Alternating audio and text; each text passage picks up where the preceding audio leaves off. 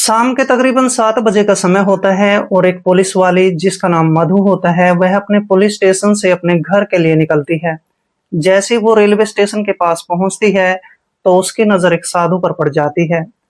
अब ये विधवा पुलिस वाली मधु उस साधु को देखने के बाद उसके पास चली जाती है। वह देखती है कि साधु के चेहरे पर काफी तेज होता है। साधु की उम्र 24 से 25 साल के आसपास की होती है। मधु इस साधु को देखकर कहने लगती है कि साधु महाराज, आज रात मेरे घर पर गुजारो, मैं तुम्हारी खूब जमकर सेवा करना चाहती हूँ। और इस तरह से पुलिस वाली जब इस साधु को इसका नाम पूछती है तो ये साधु अपना नाम दीपक नाथ बताता है। और दीपक नाथ इस पुलिस वाली मधु को ऊपर से नीचे की तरफ देखने लगता है। इस दीपक नाथ साधु को इस पुलिस वाले की जो शरीर की बनावट है, इसकी खूबसूरती, इसका सौंदर्य काफी पसंद आ गया था। लेकिन ये साधु नहीं जानता था कि ये पुलिस वाली इससे भी 4 कदम आगे है। आखिरकार ये पुलिस वाली इस साधु को लेकर अपने घर पर आ जाती है। दोस्तों, इसके बाद ये पुलिस वाली अपनी एक सहेली खुशी के पास फोन कॉल करती है। कुछ समय के बाद खुशी भी इसके घर पर पहुंच जाती है और ये दोनों ही महिलाएं रात के 9 बजे के आसपास बैठकर शराब पीने लगती हैं। जब इन दोनों महिलाओं को यानी कि पुलिस वाली मधु और खुशी दोनों को गहरा नशा हो जाता है तो इसके बाद ये उस साधु के कमरे में चली जाती हैं। और साधु के कमरे में जाने के बाद उस कमरे का दरवाजा बंद कर लेती हैं।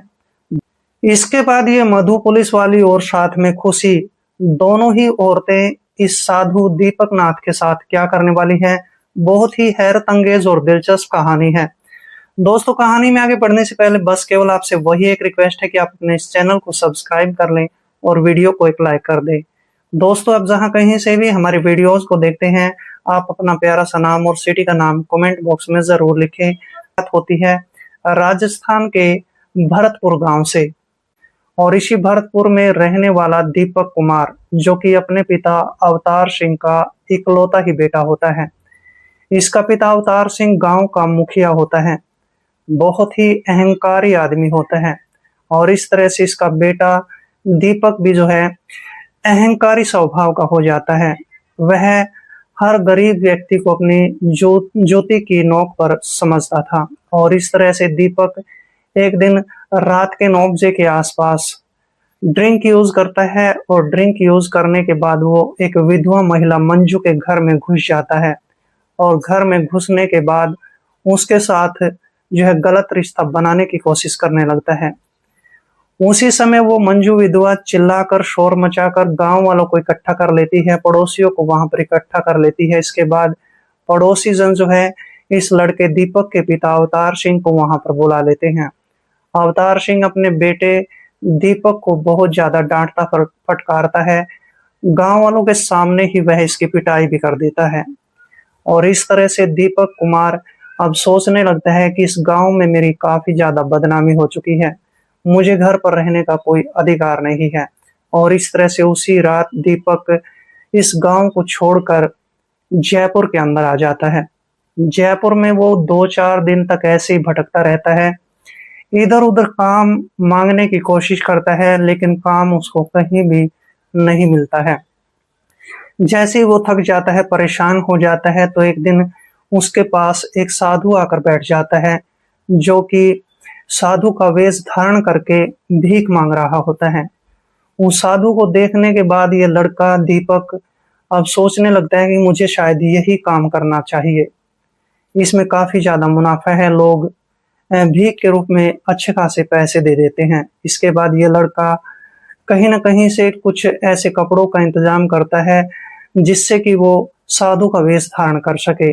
और जैसे उसको कपड़े मिल जाते हैं तो फिर इसके बाद दीपक उन कपड़ों को पहनता है और नकली साधु बनकर इस शहर के अंदर भीख मांगना शुरू कर देता है। आखिरकार 1 महीने का वक्त गुजर जाता है और 1 महीने का वक्त गुजरने के बाद वो रेलवे स्टेशन पर शाम के 7 बजे के आसपास भीख मांग रहा होता है।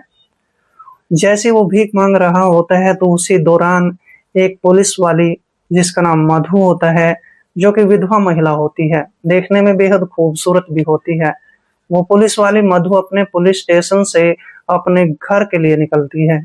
और जैसे ही वो रेलवे स्टेशन के पास पहुंच जाती है तो उसकी नजर इस साधु पर पड़ जाती है। इसके बाद ये पुलिस वाली मधु इस साधु के पास चली जाती है। वह देखती है कि साधु 24-25 साल का लड़का है और बहुत ही हैंडसम नौजवान है, उसके चेहरे पर काफी तेज होता है।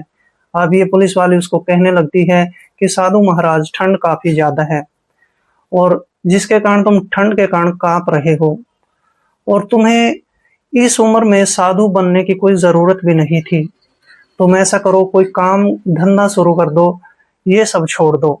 इसके बाद वो साधु, जिसका नाम दीपक होता है, इस पुलिस वाली को ऊपर से नीचे की तरफ देखने लगता है।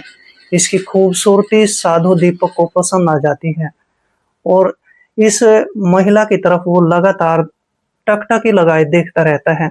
पुलिस वाली मधु सारी बातें समझ जाती है। वो समझ जाती है कि ये साधु इसको काफी देर से देख रहा है। इसके बावजूद भी वो पुलिस वाली इस साधु दीपक को कहने लगती है कि तुम ऐसा करो, मेरे घर पर चलो। मेरे घर में कोई नहीं रहता है और मेरे पति की 2 साल पहले मौत हो चुकी है, तो मेरे घर पर ही काम धंधा करना शुरू कर दो, मैं तुम्हें 8,000 रुपए दे दिया करूंगी। इसके बाद ये साधु दीपक बेहद खुश हो जाता है। दीपक के मन में खुशी के लड्डू फूटने लगते हैं कि ये पुलिस वाली तो मुझे अपने घर पर ही ले जा रही है। और वैसे भी इस साधु की नजर अब इस पुलिस वाली मधु के शरीर पर, इसकी सुंदरता पर, इसके सौंदर्य पर पड़ चुकी होती है।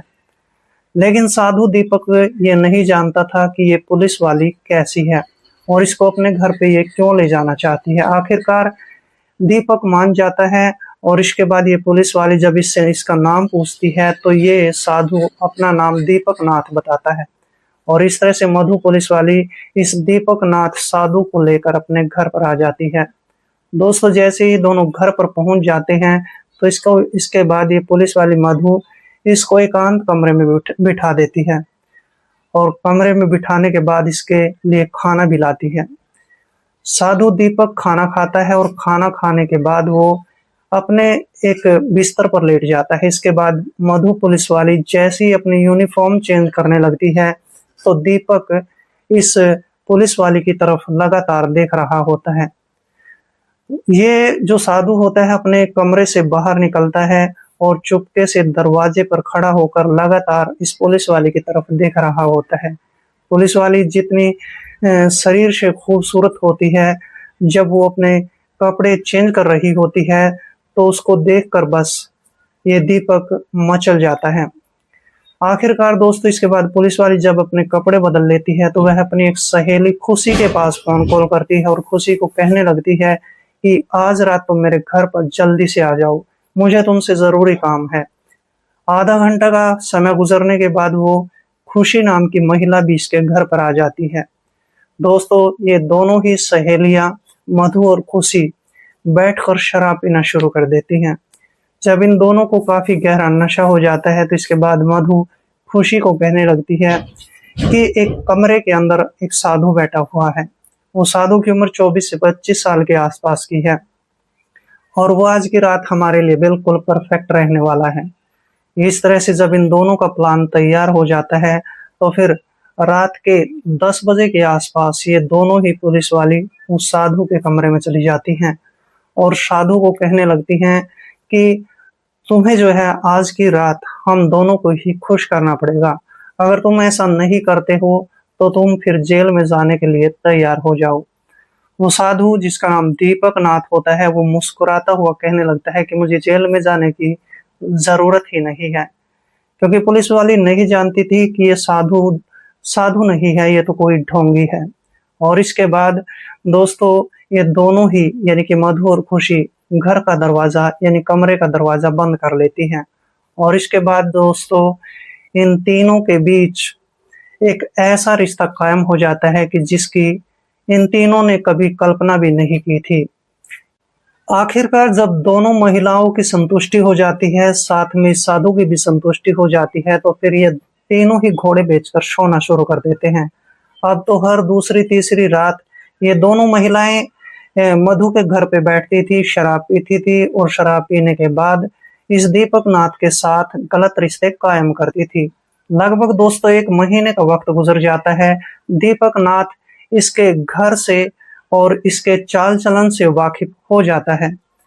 दीपक अब समझने लगता है कि अब तो उसकी लाइफ सेट हो चुकी है। ये पुलिस वाली उसको पैसे दिया करती थी और पैसे के बदले इससे रात के समय कुछ खुशियां हासिल कर लिया करती थी। सब कुछ ठीक ठाक चल रहा होता है, लेकिन दीपक नाथ एक ऐसा लड़का होता है जो कि निडर होता है और पैसे से वो पिछले कई सालों से गलत सलत काम भी किया करता था।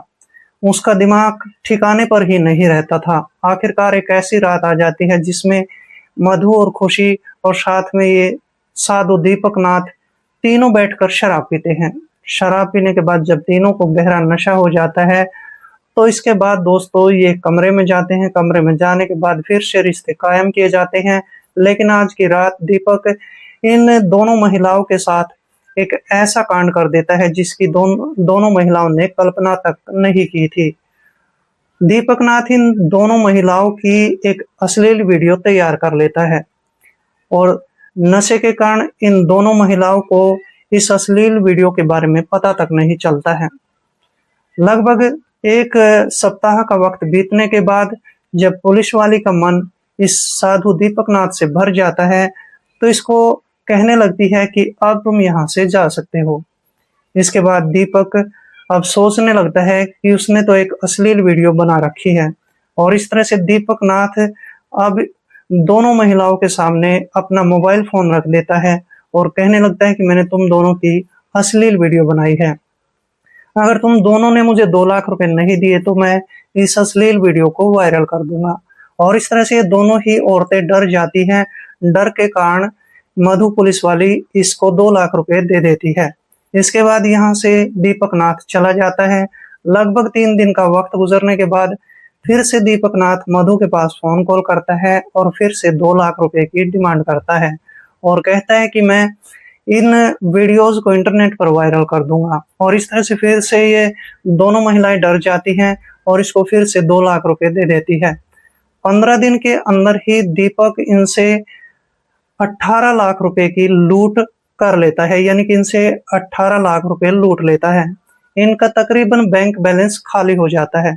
अब मधु परेशान हो जाती है, थक जाती है और सोचने लगती है कि ये जो दीपक है ये तो सारी उम्र हमें परेशान करता रहेगा, इसका तो कुछ न कुछ समाधान करना ही पड़ेगा।